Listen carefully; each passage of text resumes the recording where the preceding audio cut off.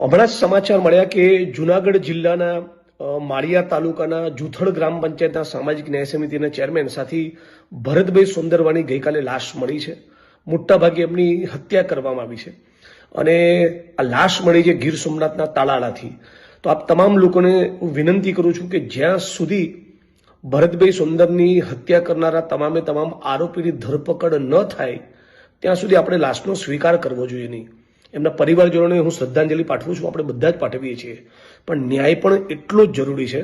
એટલે તમામ લોકોને આ વિડીયોના માધ્યમથી અપીલ કરું છું કે ભરતભાઈ સોંદરવા એ ફક્ત ગામ નહીં, આખા તાલુકા અને જિલ્લા માટે દોડનારો, લડનારો, મથનારો માણસ હતો. ગરીબ માણસના ન્યાયની લડતમાં હંમેશા અગ્રેસર રહેતો. આવા વ્યક્તિને ન્યાય મળે એ જોવાની જવાબદારી આપણી બધાની છે.